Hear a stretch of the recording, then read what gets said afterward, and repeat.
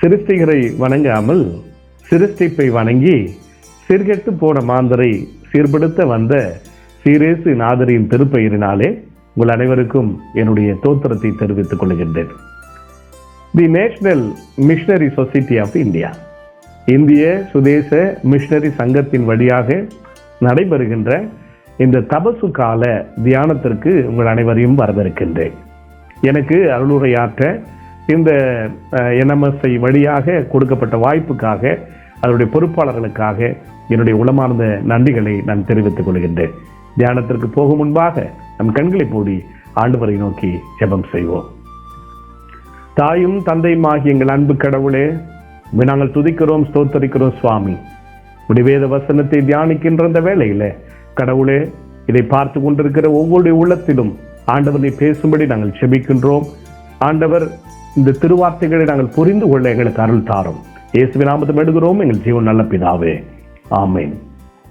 இன்றைய நாளின் தியானத்திற்காக தெரிந்து கொள்ளப்பட்ட திருமறை பகுதி லூக்கா எழுதின நற்செய்தி நூல் 7ஆம் அதிகாரம் வாக்கியம் 9. லூக்கா 7 வாக்கியம் 9. இவற்றை கேட்ட இயேசு அவரை குறித்து வியப்புற்றார்.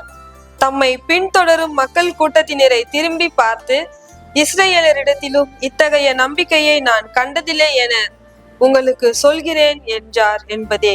பிரியமானவர்களே, இந்த நாளின் தியானத்திற்கென்று நாம் எடுத்துக்கொண்டிருக்கின்ற வேத பகுதி நாம் ஏற்கனவே படிக்க கேட்டோம். லூக்கா எழுதின நற்செய்தி நூல் 7வது அதிகாரம், அது 9வது வசனம். இவற்றை கேட்ட இயேசு அவரை குறித்து வியப்புற்றார்.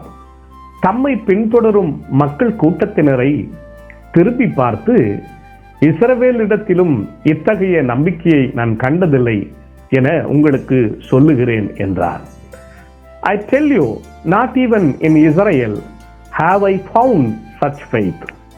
பாருங்க, இந்த வசனத்தை தான் நம்ம தியானம் செய்ய இருக்கின்றோம். இந்த பகுதியில் நூற்றுருவர் தலைவர், அதாவது செஞ்சுரியன், இவர் தன்னை குறித்து சொல்லுகின்ற செய்தி நாம் பார்க்க வேண்டும். 7வது அதிகாரம் 6வது வசனத்தில் பார்த்தீங்கன்னா, I am not worthy, நான் தகுதியற்றவன் என்று சொல்லுகிறார். இது கிரீக்கில் எப்படி சொல்லுவாங்கன்னா, ஓ கார் ஹைகோனஸ் அப்படின்னு சொல்லுவாங்க. யாராவது தன்னை பற்றி சொல்லுகும் போது நான் தகுதியற்றவன் சொல்லுவாங்களா? ஆனால் இங்கே இந்த செஞ்சுரியன் நான் தகுதியற்ற, ஐ எம் நாட் worthy என்று சொல்லுகிறார். ஆனால் அவங்களுடைய நண்பர்கள் இந்த நூற்றுருவர் தலைவரை பற்றி என்ன சொல்லியிருக்காங்க? 4வது வசனத்தில் நீங்கள் பார்க்கணும். அதில் இஸ் worthy என்று சொல்லுகிறார். அவர் தகுதி உள்ளவரே என்று அவரை குறித்து சொல்லுகிறார். அதை கிரீக்கில் என்ன சொல்லுவாங்க? ஆக்சியோஸ் ஈஸ்டின் அப்படின்னு அதை சொல்லுவாங்க. அப்போ அவரை குறித்து அவர் சொல்லுகிற பொழுது நான் தகுதியற்றவன் என்று சொல்லுகிறார். அவருடைய நண்பர்கள் அவரை குறித்து சொல்லுகிற பொழுது அவர் தகுதி உடையவரே என்று குறிப்பிடுகிறார்கள். பாருங்க, இந்த நூற்றுருவர் தன்னுடைய பணியாளர், த ஸ்லேவ் அப்படின்னு இந்த பகுதியில் குறிப்பிட்டிருக்காங்க. அந்த பணியாளர் என்று சொல்லுகிறார். திருவிழத்தில் அப்படிதான் குறிப்பிட்டிருக்கிறாங்க. தன்னுடைய பணியாளரை அவர் எப்படி சொல்றார் பாருங்க. நோயுற்று சாகும் தருவாயில் இருக்கின்ற தன்னுடைய பணியாளரை பார்த்து அவர் இப்படி சொல்றாரு, he valued his slave highly. அவர் தனது பணியாளரை உயர்வாக எண்ணுகிறார். யாராவது தன்னுடைய கீழாக வேலை செய்கிறவரை, தன்னுடைய வீட்டில் வேலை செய்கிறவரை உயர்வா சொல்லுவாங்களா, உயர்வா எண்ணுவாங்களா? ஆனா இங்கே Centurion he valued his slave highly, தனது பணியாளரை அவர் உயர்வா எண்ணுகின்றார். இரண்டாவது, he was ready to turn to Jesus for help. உதவிக்காக இயேசுவிடம் திரும்ப அவர் தயாராக இருக்கிறார். பாருங்க, அவர் நினைச்ச அவரிடத்துல அநேகர் வந்து உதவிக்காக வராங்க.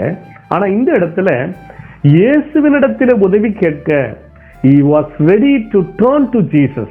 இப்ப இயேசுவை நோக்கி அவர் செல்வதற்கு ஆயத்தமாகி இருப்பதை இந்த பகுதியில் பார்க்கின்றோம்.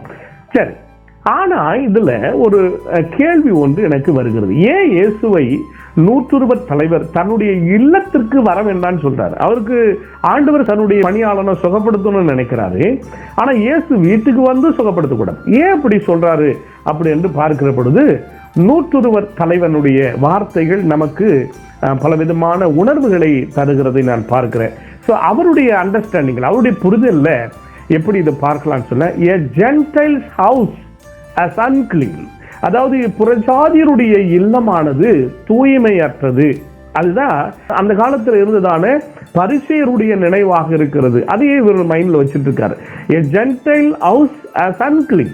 அவருக்கு மைண்ட்ல இருக்குன்னா பிரஜாதியுடைய இல்லம் எப்படின்னா அது தூய்மையற்றதாக அது இருக்கின்றது. இரண்டாவது, a Jew would have been defiled by entering Gentile home. பிரஜாதியுடைய இல்லத்துல ஒரு யூதன் நுழையும் போது அவர் தீட்டுப்பட்டு விடுகிறார். இது ரெண்டு தான் அவருடைய மைண்ட்ல இருந்து. இயேசு ஒரு யூதராக இருக்கிறார். இயேசு நம்முடைய வீட்டுக்கு வரும்போது நம்ம ஒரு பிரஜாதி, அப்ப நம்முடைய வீடு ஒரு பரிசுத்தம் இல்லாத ஒரு அன்கிளீன் என்று சொல்லப்படுகிற தூய்மையற்ற வீடு. தூய்மையுள்ள கடவுள் நம்முடைய இல்லத்திற்கு எப்படி வருவது? ஒன்று.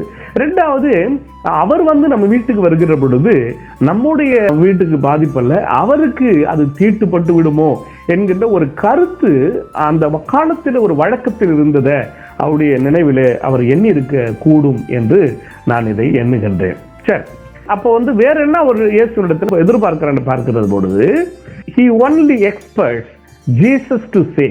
இயேசு என்ன சொல்லணும் அவர் விரும்புறாருனாக்கா, the word to heal his slave. அவருடைய பணியாளரை இயேசு அவருடைய வார்த்தையினால குணப்படுத்தணும். இது மட்டும்தான் அவர் இங்கே விரும்புறது. சரி, இங்கே இயேசுவின் வார்த்தைக்கு தான் முக்கியத்துவத்தை செஞ்சுரியன் கொடுக்கறத நான் பார்க்கிறேன். சரி, இப்ப நான் அதை ஏன் அப்படி வார்த்தைக்கு முக்கியத்துவம் கொடுக்குறேன்னா இப்படி பார்க்கிறேன்.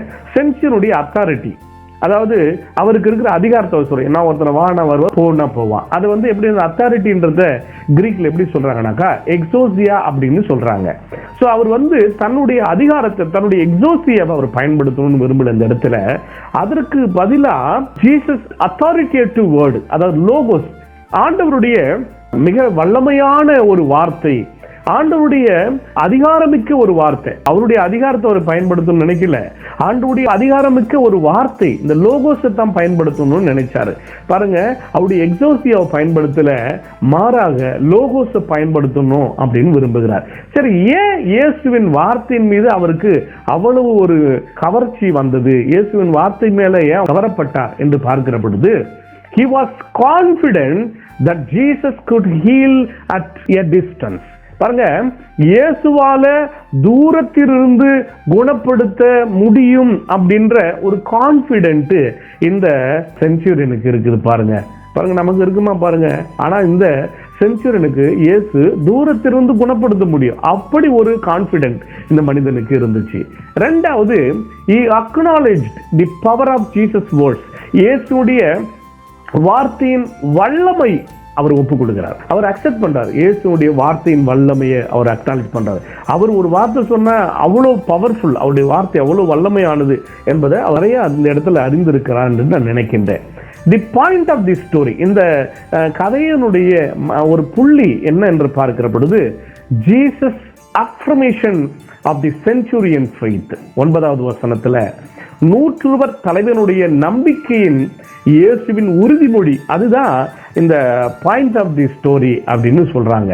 இந்த லூக்கா அவருடைய விளக்கம் இங்க பார்க்கிறோம். இந்த ஒவ்வொரு விளக்கமும் எதை தொடர்பு படுத்துகிறதுன்னு பார்க்கிற பொழுது, Jesus surprise at the gentile faith. பாருங்க, அது எதை தொடர்பு படுத்துறதுன்னா, பிரஜாதியுடைய விசுவாசத்தை கண்டு இயேசு ஆச்சரியப்பட்டார் அப்படின்றதான் இது தொடர்பு படுத்துது. சரிங்க, விசுவாசம் உள்ள ஒரு இஸ்ரவேலரை கண்டுபிடிப்பார் அப்படின்னு இயேசு எதிர்பார்த்தார். பாருங்க, Jesus might have expected to find an Israelite with faith. ஆனா இங்க ஒரு பிரஜாதியுடைய விசுவாசத்தை இயேசு கண்டார் அப்படின்னு சொல்லப்படுது. அதனால இந்த ஒரு புறத்துல இந்த பவர் ஆஃப் ஜீசஸ் இருக்கு, ஒரு புறத்துல இந்த சென்ச்சுரியன் ஃபெய்த், ரெண்டு தான் வச்சு நான் நிறைவு செய்ய போறேன். பவர் ஆஃப் ஜீசஸ், இயேசுடைய வல்லமை ஒரு புறத்துல, பவர் ஆஃப் ஜீசஸ் இன்னொரு பக்கத்துல இந்த சென்ச்சுரியன் ஃபெய்த், இந்த 120 தலைமுடைய விசுவாசம்.